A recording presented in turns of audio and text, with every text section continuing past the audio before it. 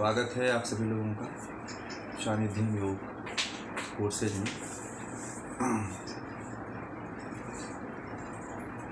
आज का जो विषय है वो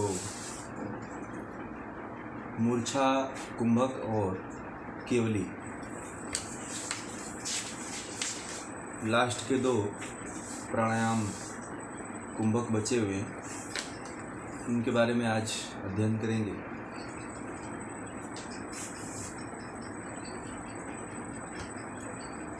शायद बहुत लोग बिजी हैं, कल भी नवरात्रि, आज भी शायद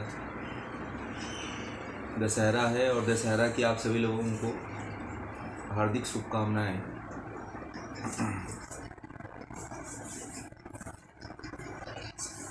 ओम।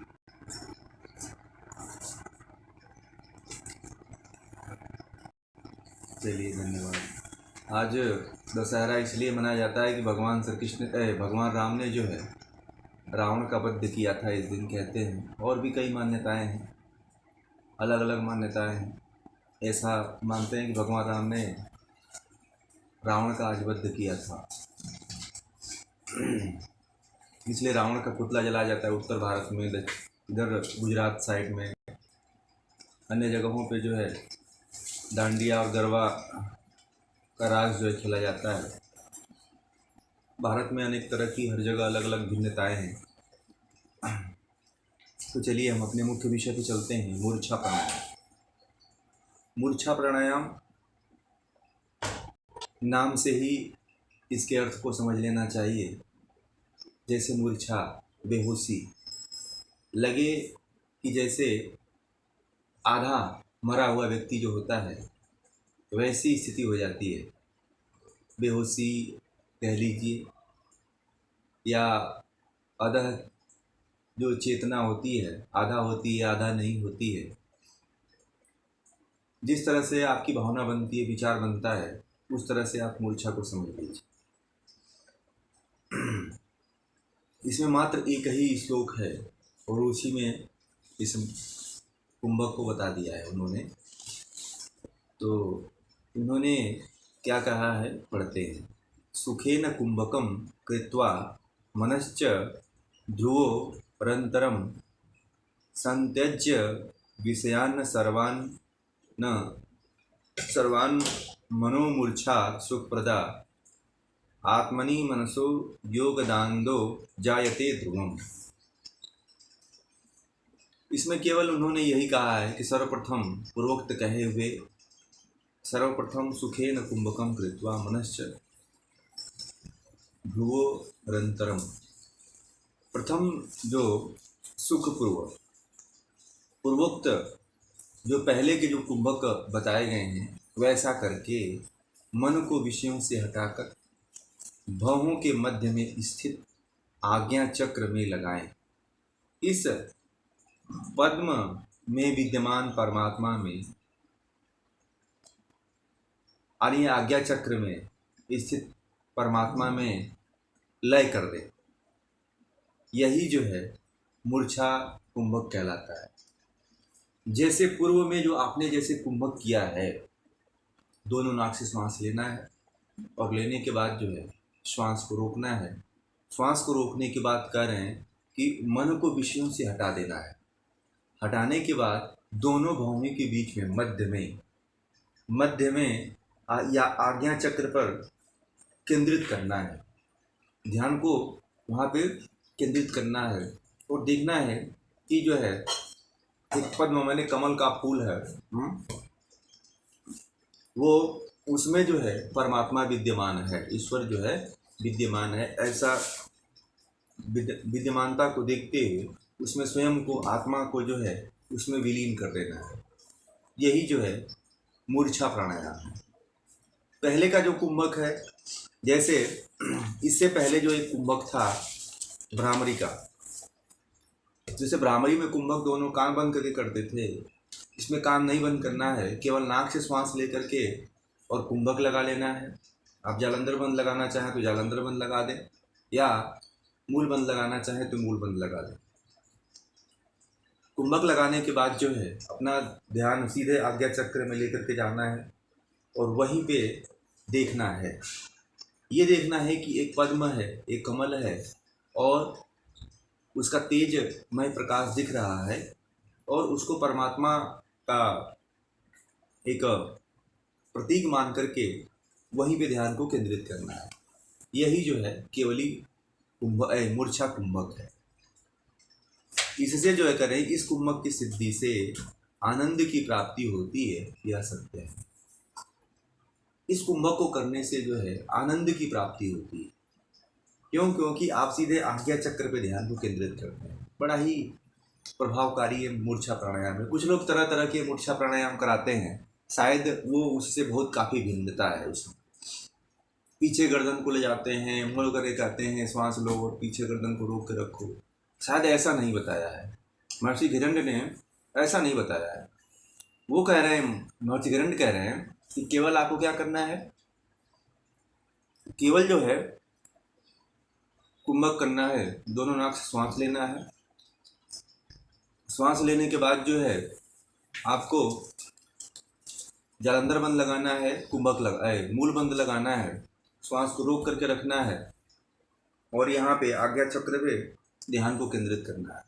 यहीं पे रोक करके देखना है, एक पद्म को देखना है जिसमें परमात्मा विद्यमान है। तो बस केवल यही करना है इस मूर्छा प्राणायाम। बाकी गर्दन पीछे ले जाने का, गर्दन झुका करके नीचे देखने का या ऊपर देखने का ऐसा कहीं वर्णन नहीं है।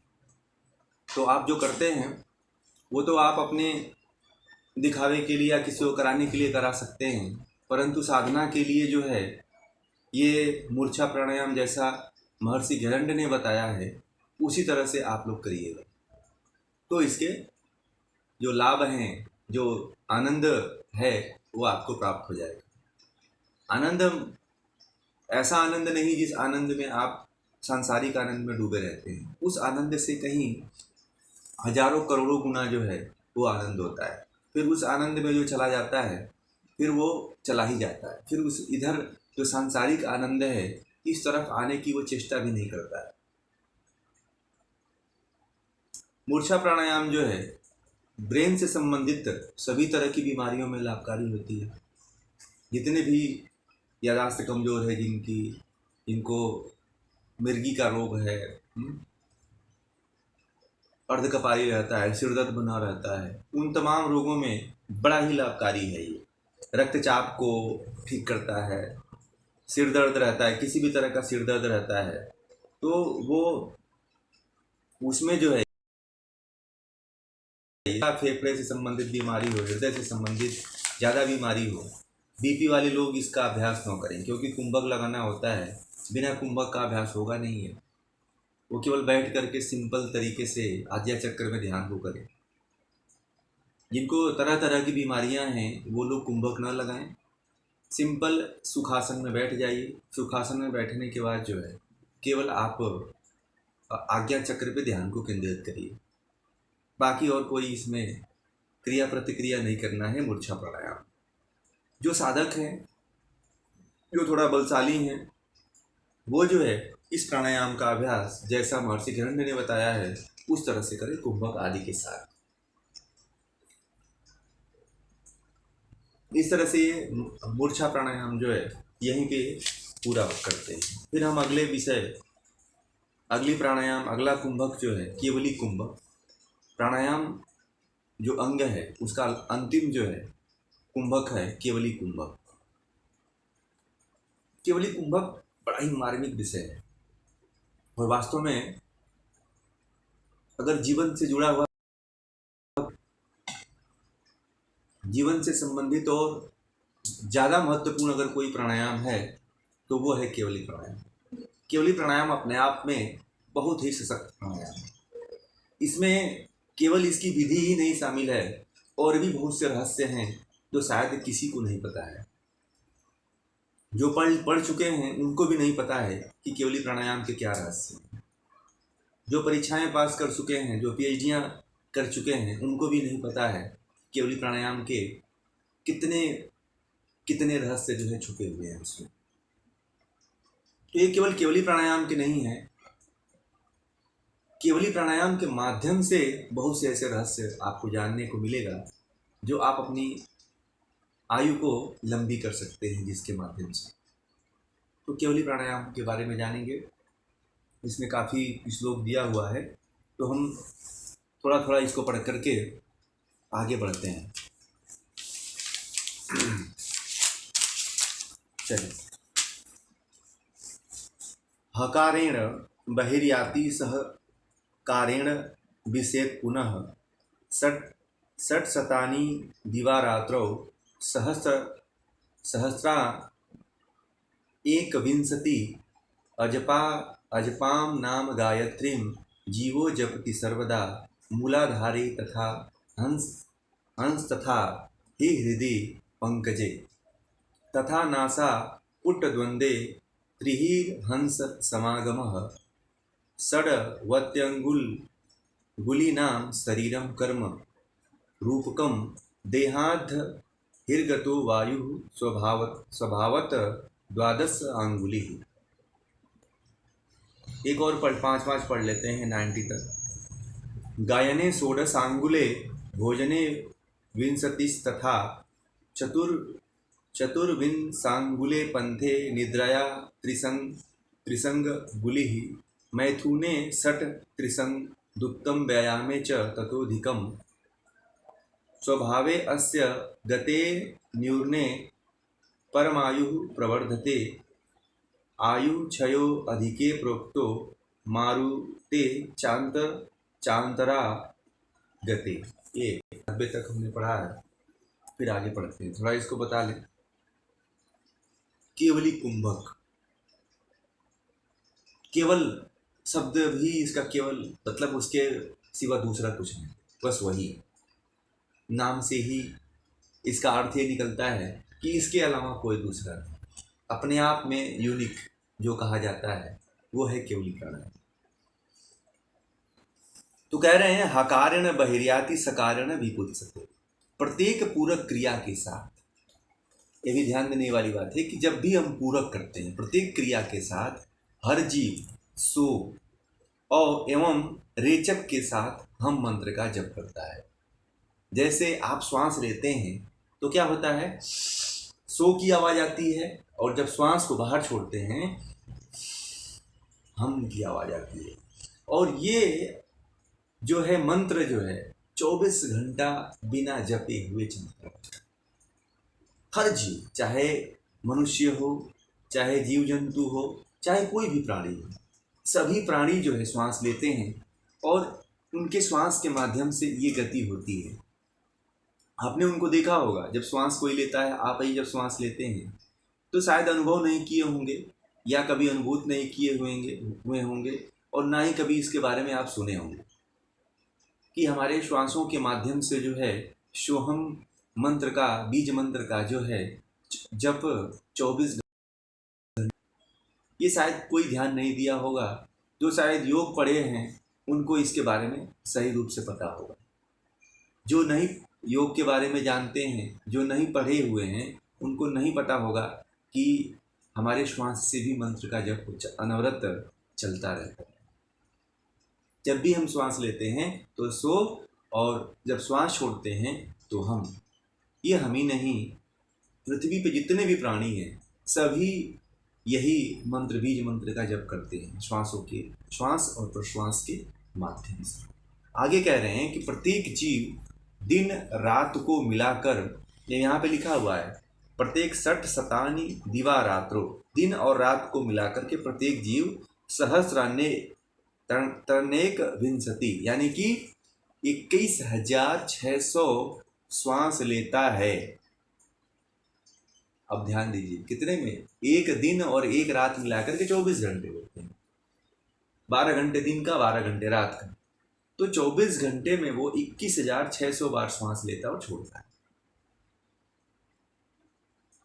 इसे हम हंसो अथवा विलोम से उल्टा जब करता है तो सोहम अजपा गायत्री कहते हैं। गायत्री जीवो जपति सर्वदा, यानी कि जितने भी जीव हैं वो सारे जीव जो है इस गायत्री जो सोहम जो बीज मंत्र है इसका जो है हंसो और सोहम बीज मंत्र का जप करते रहते हैं, और कह रहे हैं कि प्राणी इसे सदा जपता रहता है। हर प्राणी जो है इसको सदा जपता रहता है।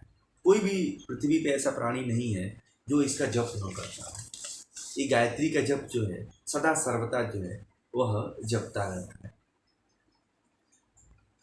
अब इसके रहस्य की बात है कि ये मंत्र जो है चेतन होकर के, जागृत होकर के अगर जपा जाए तो बहुत कुछ प्राप्त किया जा सकता है।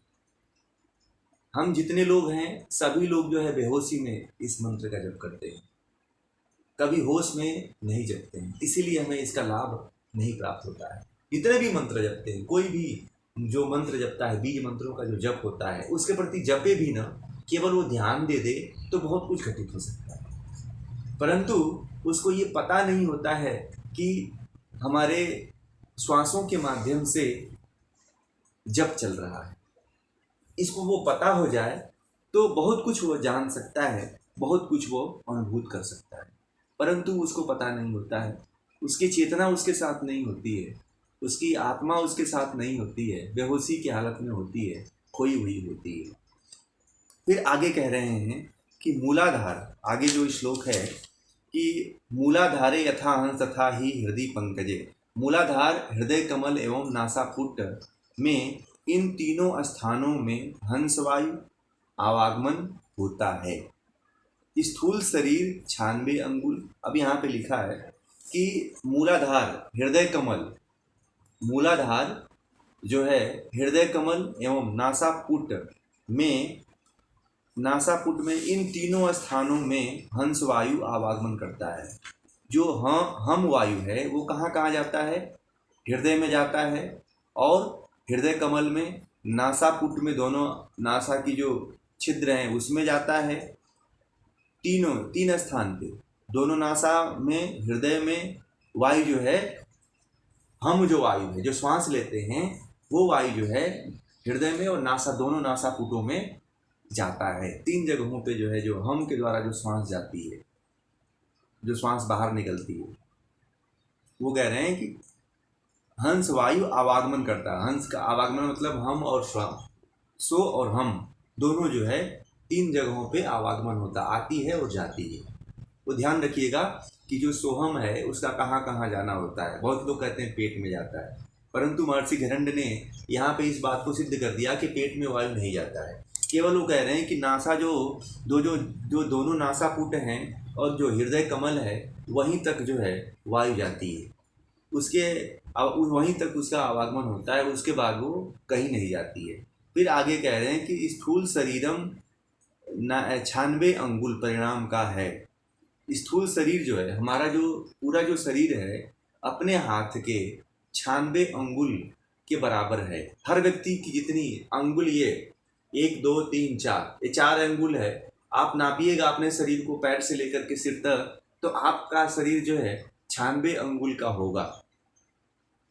ये भी आप लोगों को जानकारी रखना जरूरी है कि प्रत्येक मनुष्य का, चाहे छोटा बच्चा हो, चाहे बुजुर्ग व्यक्ति हो, चाहे अधेड़ उम्र का हो, चाहे किसी भी अवस्था का हो, चाहे नाटा हो, चाहे लंबा हो, चाहे किसी भी कद का व्यक्ति हो, वो अपने अंगुली के 96 अंगुल बराबर उसका शरीर होता है। स्थूल जो शरीर होती है कोई भी मनुष्य, तो उसकी जितनी अंगुलियां हैं, 4 अंगुल से गिनते चले जाइए लंबाई से, पूरा 96 अंगुल ही आपका पूरा शरीर आएगी। ऊपर से ऐसे नापते चले जाइए, ऐसे ऐसे, तो आप देखेंगे कि आपकी जो शरीर है वो 96 अंगुल से ज़्यादा नहीं होगी हर व्यक्ति की। ये बहुत बड़ा रहस्य है, शायद इसको किसी को नहीं पता है कि हमारा शरीर इतने नाप की होती है। सबको यही पता है कि हमारे शरीर जो है कितना है, 6 फीट 5 इंच है, 4 फुट 5 इंच है, 5 फुट है ना। इस तरह से सबको यही मालूम है।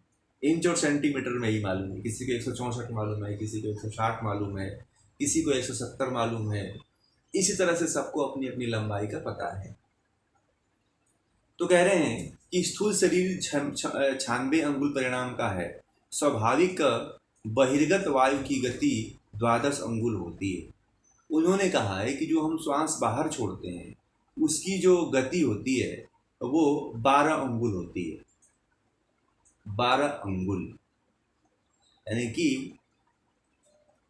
और यही गति गायन में 16 अंगुल।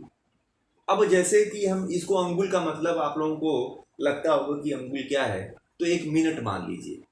जैसे कि 12 सेकेंड जो है, जब हम श्वास छोड़ते हैं, कोई भी श्वास जब हम अंदर से बाहर छोड़ते हैं तो वो 12 सेकेंड तक ही जो है छूटती है, उससे ज़्यादा नहीं होती है। ये ऐसा महर्षि हिरण्य जो है कह रहे हैं।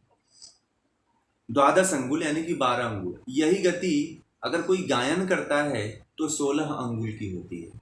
कोई गाना गाता है तब जो श्वास उसके अंदर से बाहर निकलती है वो और जो है 4 अंगुल और बढ़ जाती है, तो 16 अंगुल हो जाती है। भोजन में 20, भोजन में जो है श्वास की गति 20 सेकंड हो जाती है। मार्ग चलने में 24 सेकंड हो जाती है। निद्रा में 30 सेकंड हो जाती है और मैथुन में 36 सेकंड हो जाती है। व्यायाम में इससे भी अधिक हो जाती है। अब देखिए 36 से भी ज़्यादा व्यायाम करने में होता है। अब हम बताएंगे इसके रहस्य को व्याख्या में। तो इतना आप लोग जानिए, ठीक है, कि ये महर्षि हिरण्य ने बताया है। अब जो है आगे हम श्लोक को पढ़ते हैं। वायुना घट संबंधे भवेत् केवल कुंभकः यावा जीवम जपेन मंत्र जपा संख्य केवलम अद्यावधि धृतं संख्या विभ्रमः केवली कृते अत एव हि कर्तव्यं केवली कुंभको नरैः केवली चाजपासंख्या द्विगुणा च मनोन्मुखी नासाभ्यां वायुमा दृश्यं केवलं कुंभकं चरेत् एकाधिक चतुष्टि धारयेत् प्रथमे दिने केवली मष्टधा कुर्यात् दामे यामे दिने दिने अथवा पंचधा कुर्याद् तथा तत्कथयामि ते प्रातर्मध्याह्न सायाह्ने मध्यरात्रे चतुर्थके त्रिसन्ध्यमथवा कुर्यात् समगमाने दिने दिने पंचवारं दिने वृद्धिर्वा रैकं च दिने तथा अजपा परिणामं च यावत् सिद्धिं प्रजायते प्राणायाम केवली च तदा वदति योगवित् केवली कुंभके सिद्धे किं न सिद्ध्यति भूतले। ठीक है, ये पूरा जो है 98 जो है श्लोक हैं केवली कुंभक में। अब आगे क्या कह रहे हैं, 36 अंगुल होती है। यहाँ तक आप लोगों ने पढ़ा कि जो है हम जब व्यायाम करते हैं तो व्यायाम में जो है 36 से भी अधिक बार जो है हम श्वास लेते हैं और छोड़ते हैं। ठीक है, अब आगे के श्लोक में वो कह रहे हैं कि स्वाभाविक प्राण की गति 12 अंगुल है। स्वाभाविक रूप से जो हम प्राण लेते हैं, जो श्वास लेते हैं, उसकी जो गति है वो 12 अंगुल है। यदि इससे न्यून गति हो जाए तो आयु बढ़ जाती है। 12 से अगर नीचे हो जाती है तो हमारी आयु बढ़ जाती है। 12 अंगुल से अधिक होने पर आयु का क्षय होता है, उम्र की सीमा जो है कम होने लगती है। जब तक शरीर में प्राणवायु रहता है तब तक मृत्यु नहीं होती। कुंभक अभ्यास से प्राणवायु को ही मुख्य जानना चाहिए। जीव का शरीर जबली करके परिमित संख्या में अजपा मंत्र जपे। केवली करने पर 21,600 गति संख्या में कमी हो जाती है। सामान्य रूप से 21,600 बार श्वास लेता है 24 घंटे में और श्वास छोड़ता है। अगर केवली प्राणायाम का अभ्यास करता है, केवली कुंभक का अभ्यास करता है, तो इसकी गति में जो है 21,600 की जो गति बता रहा है उसकी गति में कमी आ जाती है। फिर आगे कह रहे हैं कि और वायु बढ़ जाती, इससे अवश्य करना चाहिए। इसलिए इस प्राणायाम को जो है अवश्य करना चाहिए। अजपा की संख्या से दुगुनी करें तो चित्त में बड़ा आनंद हो जाता है। अजपा की संख्या से दुगुनी करें तो अब ये संख्या ज़्यादा है, दोगुना कर दीजिए तो आपको आनंद ज़्यादा मिलेगा। और फिर आगे कह रहे हैं कि नासापुटों से वायु को खींचकर केवल कुंभक का अनुष्ठान करें। पहले दिन इस कुंभक का साधन करने पर 64 बार तक श्वास प्रश्वास वायु को धारण करें, ज़्यादा न करें। केवल जो है पहले दिन अगर करते हैं तो 64 बार ही करें, इससे ज़्यादा न करें। फिर आगे कह रहे हैं महर्षि गरुड़, इस कुंभक को 8 प्रहर में रोज 8 बार अभ्यास करें, अर्थात प्रातः काल, मध्याह्न काल, सायंकाल तीनों समय समान अवस्था में साधन करें। जब तक इस कुंभक की सिद्धि न हो जाए तब तक अजपा गायत्री के साथ प्राणायाम से 5-5 बार वृद्धि करते जाएं। अब इसके बारे में, इसकी विधि के बारे में थोड़ा सा संशय आप लोगों को रहेगा कि ये किस तरह से की जाए। तो ये देखिए, अजपा जप की बात कहा है, ये थोड़ी सी, ये तो इसका अर्थ पूरा हो गया। अब हम इसकी व्याख्या करते हैं। तो एक चीज़ आप लोगों को बता दें कि जब भी इस प्राणायाम का अभ्यास करना हो, जब भी आप इस प्राणायाम का अभ्यास करने जाएं, तो इस चीज़ का विशेष ध्यान दें कि हमें श्वास की जो गति है वो कम करना है। हमारे शरीर की जो स्थूल शरीर की जो लंबाई है वो 96 अंगुल है, और जो हम श्वास बाहर छोड़ते हैं और लेते हैं वो 12 अंगुल लगभग उन्होंने बताया है। तो जो मनुष्य की जो 12 अंगुल है, 12 अंगुल को ही कम करना है। पहले प्राचीन काल में जो हमारे ऋषि मुनि हुआ करते थे, वो भी 400 साल कहते हैं कि उनकी आयु हुआ करती थी। आयु जो है, ऋषि मुनि कछुए की उम्र के बराबर जीते थे, परंतु आने वाले समय में ऐसा क्या हो गया कि उनकी आयु घट करके 50 और 60, उनके संतानों की और उनकी आयु जो है कम हो गई धीरे धीरे। इसी के बारे में महर्षि गरुड़ बहुत ही गूढ़ रहस्य के बारे में जिक्र कर रहे हैं। जब भी आप कह रहे हैं कि आप देखिए किस किस में वायु बढ़ती है, ये ध्यान देने वाली बात है कि कौन कौन से हम कर्म करते हैं तो आयु जो श्वासों की संख्या है वो बढ़ जाती है। वो कह रहे हैं कि जब हम सामान्य रहते हैं, स्वाभाविक जो बहिर्गति वायु की गति होती है वो 12 बार होती है। 12 बार वो श्वास लेता है और 12 बार श्वास छोड़ता है। यह गति गायन में 16 अंगुल हो जाता है। जब कोई गाता है तो उसकी श्वास की गति घट जाती है। फिर भोजन में 20 यानी कि 20 बार बढ़ जाती है, उसकी गति, श्वास गति बढ़ जाती है। मार्ग चलने में 24 हो जाता है। इसलिए योगी को जो है मार्ग चलने के लिए मना किया गया है कि योगी को बहुत ज़्यादा दौड़ना नहीं चाहिए, योगी को बहुत ज़्यादा मार्ग गमन नहीं करना चाहिए, क्योंकि श्वास की गति इससे कम होती है। अगर कोई निद्रा में कोई सो रहा है तो भी उसकी जो है श्वास की जो गति है वो धीरे धीरे क्षीण होती है। इसलिए कहा जाता है, अधिकांशतः लोगों को यही कहा जाता है कि दिन में मत सोया करो। रात में तो सोते ही हैं, चलो वो तो एक शरीर की स्वाभाविक क्रिया है, तो उसमें सो लेना चाहिए, परंतु रात में जो है कभी नहीं सोना चाहिए, दिन में कभी नहीं सोना चाहिए। दिन में सोने से जो है श्वास की गति और तीव्र हो जाती है, इसलिए आयु कम हो जाती है।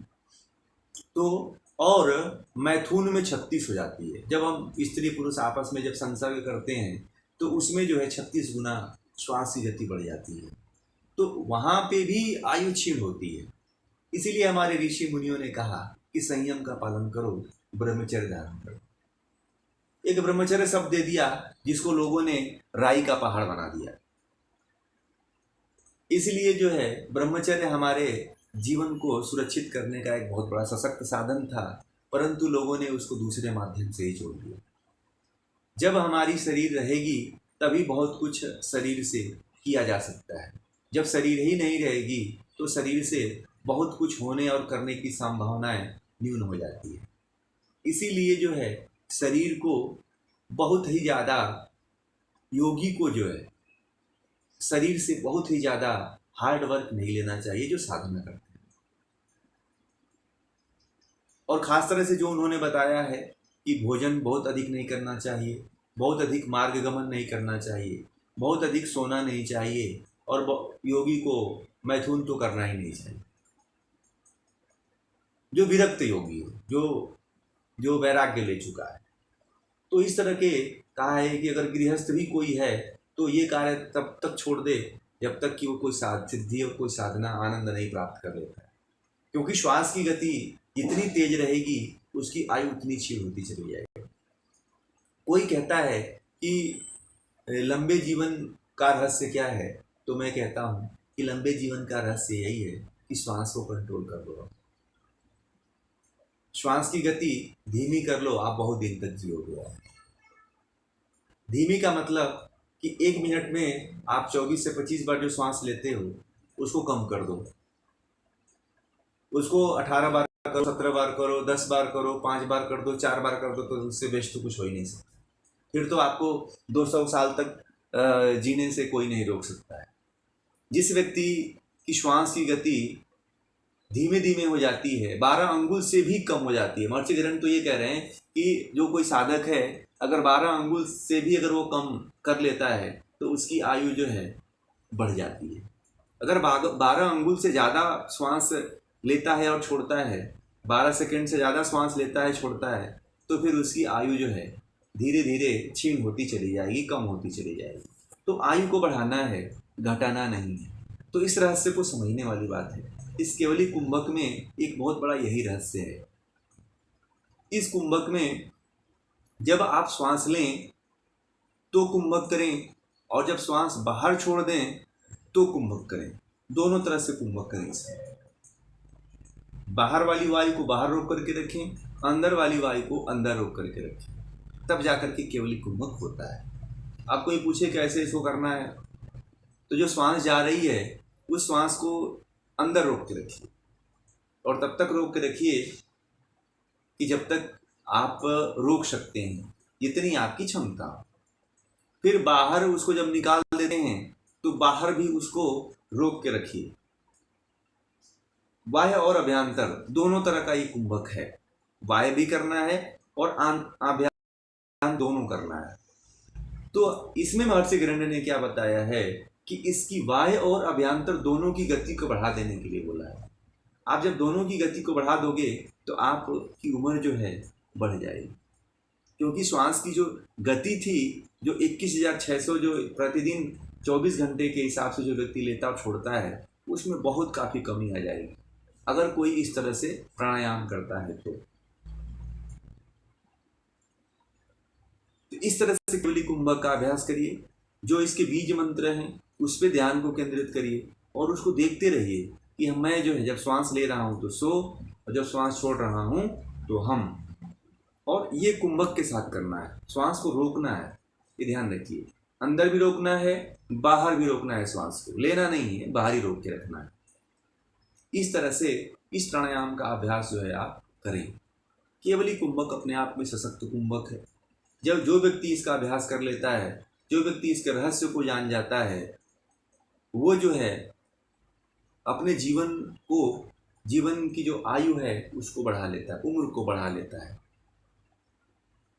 पहले शुरुआती दौर में 64 बार करें, धीरे धीरे इस कुंभक को बढ़ाता जाए, यानी कि 64 सेकंड तक श्वास को रोके, फिर इसको संख्या, इसकी गिनती बढ़ाता चला जाए। ठीक है ना, 64 64 64 ऐसे एक एक करके एक बार 64, एक 64 सेकंड 64 सेकंड, तो 64 बार कर लो। इस तरह से इसका धीरे धीरे प्रतिदिन जो है, अगर कोई भी सामान्य व्यक्ति भी इसका अभ्यास करता है तो वो अपने जीवन को बढ़ा सकता है। महर्षि गरुड़ ने इसको तीनों काल में कहा है, सुबह में भी, दोपहर में भी और शाम को, तीनों संध्या में जो है इस प्राणायाम को करने के लिए कहा है। अब जो इसका साधक है, जब इस प्राणायाम की जो साधना करे, वो इस चीज़ का जरूर ध्यान दे कि खाने के बीच में अंतर होना जरूरी है। अगर कोई इस तरह से नहीं करता है तो उसको बहुत ही विशेष कोई लाभ नहीं प्राप्त होगा, उसको इसका हानि ही प्राप्त होगा, ये ध्यान दें। तो ये प्राणायाम अपने आप में एक सशक्त प्राणायाम है, अपने आप में एक बहुत ही शक्तिशाली प्राणायाम है। इस प्राणायाम का अभ्यास हर व्यक्ति को करना चाहिए, चाहे कोई भी व्यक्ति हो, इसको प्रतिदिन अभ्यास करना चाहिए। और कोई इसका अभ्यास केवली कुंभक का अभ्यास करता है तो ध्यान में सहज ही पहुंच जाता है। ध्यान करने की उसको आवश्यकता नहीं होती, ध्यान से पहले ही ये घटित हो जाती है। केवली कुंभक में ही ध्यान घटित हो जाता है। आप लोगों को और एक रहस्य बता दूं, केवली कुंभक का अभ्यास करने वाला व्यक्ति जो है उसको बहुत ही ज़्यादा समाधि में जाने के लिए प्रयास नहीं करना पड़ता है। आप लोगों को ये भी बता दें, ध्यान तो लगता ही है, समाधि में भी जाने के लिए जो है इसमें बहुत ही ज़्यादा चेष्टा करने की आवश्यकता नहीं पड़ती है। केवली कुंभक जो है इन सभी कुंभकों का राजा है, जो भी जितने भी आपने किया है ये यूनिक है, इसके जैसा कोई प्राणायाम नहीं, क्योंकि ये जो है प्राणायाम के मुख्य उद्देश्य को पूरा करती है। प्राणायाम के मेन अर्थ को चरितार्थ करती है। प्राणायाम के जैसा नाम है, प्राणों पे जो नियंत्रण है वो करती है, प्राणों का कंट्रोल करती है। इसलिए जो है इस प्राणायाम का अभ्यास हर व्यक्ति को प्रतिदिन करना चाहिए। महर्षि गृहण्य ने तो ऐसा कहा। और 3 सुबह में, दोपहर में, शाम में। एक बार जो इसका अभ्यास कर लेगा, इसके रहस्य को जान लेगा, तो फिर वो छोड़ेगा नहीं, फिर तो वो करता ही रहेगा।